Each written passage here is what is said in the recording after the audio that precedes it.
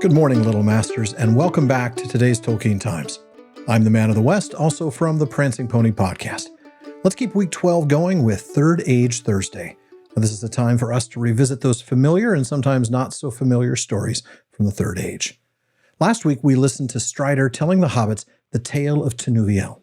It's a fair tale, but sad. And sure enough, it was both, just like he said.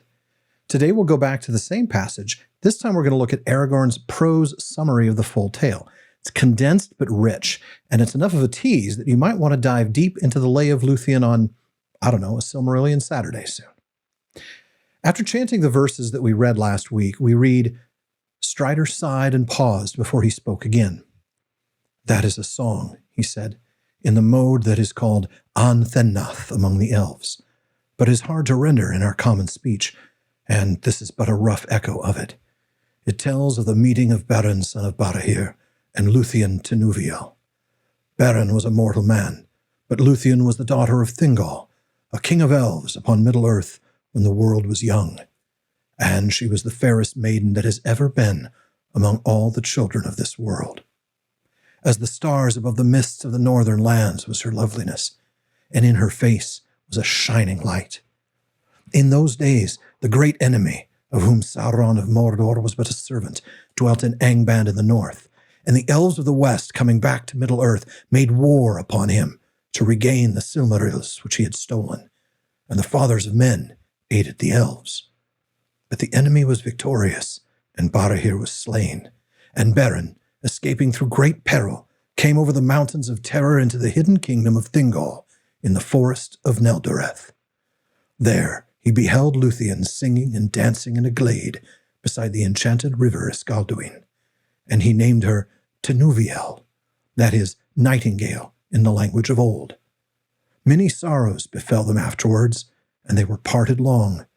Tinuviel rescued Ber-en from the dungeons of Sauron, and together they passed through great dangers, and cast down even the great enemy from his throne, and took from his iron crown one of the 3 Silmarils, brightest of all jewels, to be the bride price of Lúthien to Thingol her father.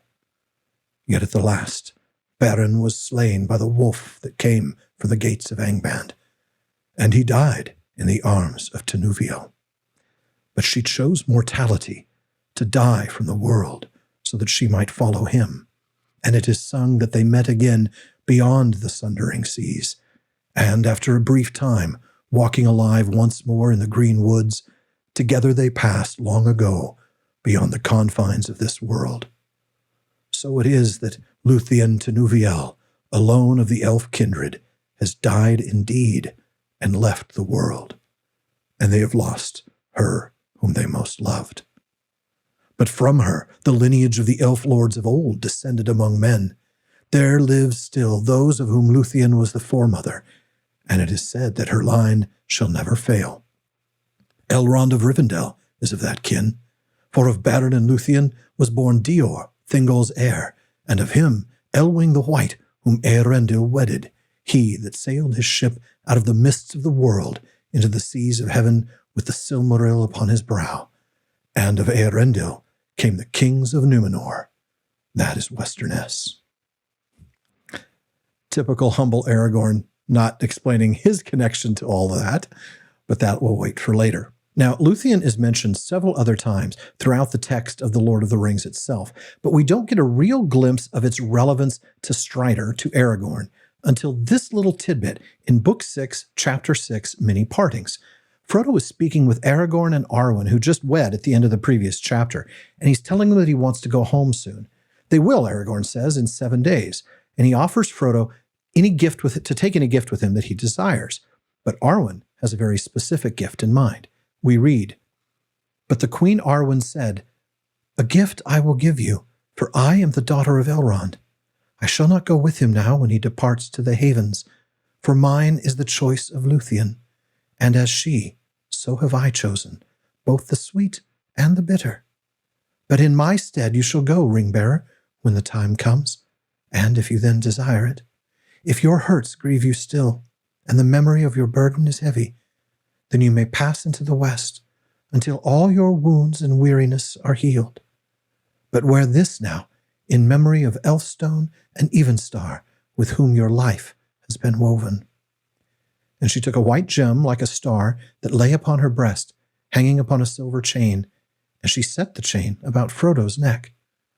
When the memory of the fear and the darkness troubles you, she said, this will bring you aid. For mine is the choice of Lúthien, and as she, so have I chosen both the sweet and the bitter. Well, that strongly suggests that when we come back to Third Age Thursday for week 13, we might be diving into Appendix A for some bits from the tale of Aragorn and Arwen. So join me then. For now, though, that wraps it up for this week's Third Age Thursday. If there's a bit of the story you'd like me to read and chat about, let me know by emailing barnaman@theprancingponypodcast.com. So the Patreon for the TTT launched over the weekend. I'd ask you to please consider supporting the show as I work to make it your best source for high-quality daily Tolkien content. You can get things like an ad-free feed, a hangout with me and the other patrons, priority for mailbag and readings, and even a bonus episode every week. So go to patreon.com/Tolkien Times and sign up today. And please join me again tomorrow on today's Tolkien Times as I welcome another special guest for Fandom Friday. Please like and subscribe on YouTube, follow or subscribe in your podcast apps, follow @Tolkien Times on Instagram, Twitter, and TikTok. And as Faramir says, go with the goodwill of all good men.